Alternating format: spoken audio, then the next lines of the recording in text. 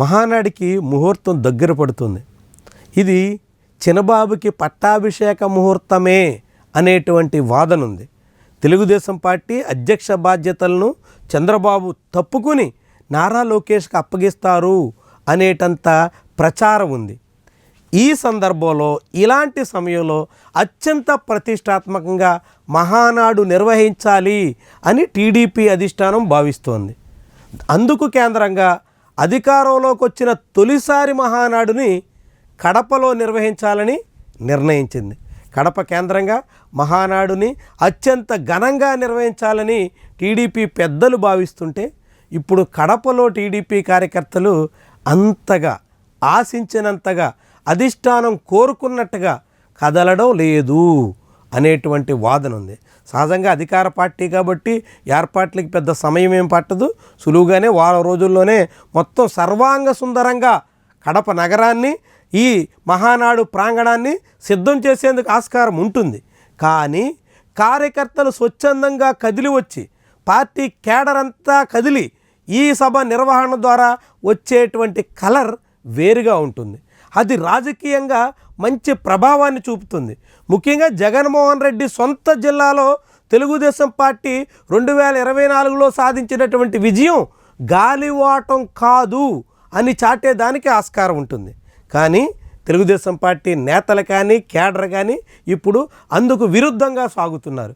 Party అధిష్టానం తీరుతో అసంతృప్తిగా కనిపిస్తున్నారు. అనేక నామినేటెడ్ పోస్టుల విషయంలో కానీ ఇతర పదవుల పంపకాల విషయంలో కానీ టీడీపీ అధిష్టానం ఆశించినంత చొరవ ప్రదర్శించడం లేదు అనేటువంటి అభిప్రాయం టీడీపీ నేతల్లో ఉంది. ముఖ్యంగా దేవాలయ కమిటీలు, పిఏసిఎస్ నియామకాలు, ఇతర గ్రామీణ స్థాయిలో పదవులు దక్కడం కోసం ఎదురు చూస్తున్నటువంటి వాళ్ళకి ముఖ్యమైనటువంటి విషయాల్లో రాష్ట్ర ప్రభుత్వం ఇంకా నిర్ణయం తీసుకోలేదు. ఇది టీడీపీ కేడర్ని కదిలించడానికి ఆటంకంగా మారుతుంది. దాంతో దీని ప్రభావం మహానాడు మీద ఎంత మేరకు పడుతుంది అనేటువంటి ప్రశ్న ఉదయిస్తుంది. అధిష్టానం ఆశించినంత చొరవగా కేడర్ లీడర్ కదలకపోతే అది ఖచ్చితంగా మహానాడుని 100% విజయవంతం చేయలేని పరిస్థితికి తీసుకొస్తుందా అనేటువంటి అనుమానం కూడా కలుగుతుంది. ఇది నారా లోకేష్ అధ్యక్ష బాధ్యతలు స్వీకరించబోయేదానికి తగ్గట్టుగా నిర్వహిస్తున్నటువంటి మహానాడు కాబట్టి తెలుగుదేశం పార్టీకి అత్యంత ప్రతిష్టాత్మకం. ఎన్నికలకు ముందు రాజమహేంద్రవరంలో, దానికి ముందు ఒంగోలులో నిర్వహించినటువంటి మహానాడు 100% సక్సెస్ అయింది. భారీగా కేడర్ లీడర్ కలిసి పనిచేశారు. పార్టీకి ఉత్సాహాన్ని ఇచ్చింది. ఆ తర్వాత 2024 ఎన్నికల్లో విజయానికి దోహదపడింది. ఇప్పుడు ఆ విజయం తాలూకా విజయోత్సవంగా ఉండాల్సినటువంటి మహానాడు వేదిక కేడర్లో నిరుత్సాహం కారణంగా నీరుగారిపోయేటువంటి ప్రమాదం కూడా లేకపోలేదు అనేటువంటి వాదన మొదలైంది. అయితే అలాంటి పరిస్థితి రాకుండా ఇప్పటికే పార్టీ అధిష్టానం రంగంలో దిగింది. టెలికాన్ఫరెన్స్ ద్వారా కేడర్ని సమాయత్తం చేసే ప్రయత్నం చేస్తుంది.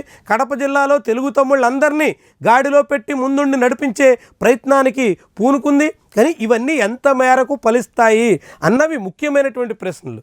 నారా లోకేష్ సారథ్యానికి తగ్గట్టుగా సకల సన్నాహాలు చేయాల్సినటువంటి సమయంలో మహానాడు ఆశించిన మేర విజయవంతం కాకపోతే అది రాజకీయంగా పెద్ద ప్రభావాన్ని చూపే ప్రమాదం ఉంటుంది.